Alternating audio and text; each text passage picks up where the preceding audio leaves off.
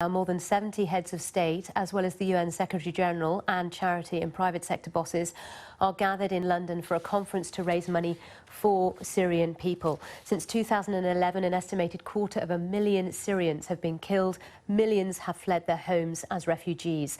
The neighbouring communities and governments are continuing to bear the economic brunt of the exodus. It's now reported nearly 23 million Syrian people are in desperate need of help. Well, Dr. Werner is president of the European Investment Bank, which has provided around €4 billion of loans in the region in the last year. Thank you so much for coming in. Now, the UN is saying they need a large sum of money in the sort of region of $9 billion to help with this crisis, looking for donations from all corners. What are your hopes of the money coming in, the much needed money they need there? Well, first of all, I'd like to thank the UK government and the co-hosts for convening this conference. It's urgent and needed. And of course, there is immediate relief needed for the people on the ground.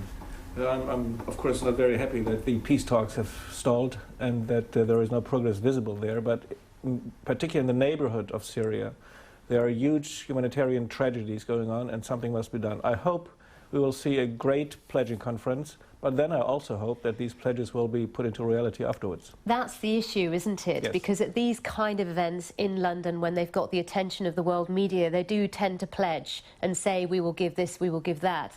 But the actual receiving it is another matter. Yeah, it's difficult, and of course you need targeted humanitarian assistance in order to be effective. And I hope this time it will work better than in the past.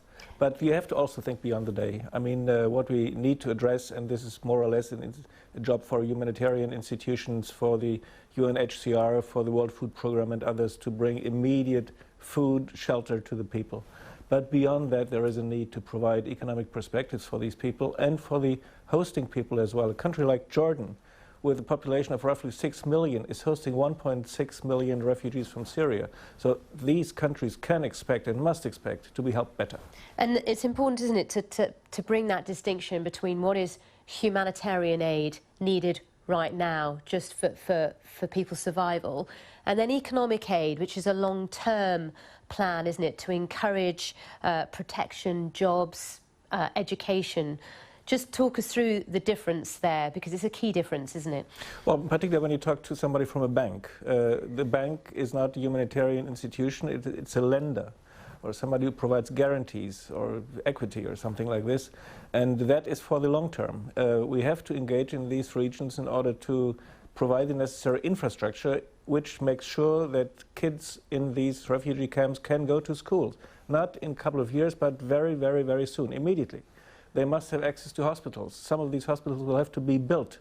And that is a huge challenge for Jordan, for Lebanon, for Turkey, for Egypt and other countries. These are things that must be brought on track, and there must be projects being developed that are bankable.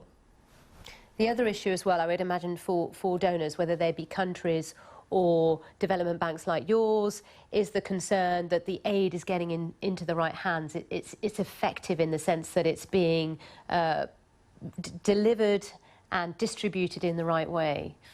Well, this is absolutely necessary because we, for instance, as the EU bank, we are a crowding-in bank. Our job is to attract private funds to co-finance these activities, and therefore we must assure the investors who go into this co-financing that the money is spent and used well. And I think we can guarantee that. All right, we appreciate your time today. Fascinating discussion, and we will keep an eye on how that donor conference goes here in London.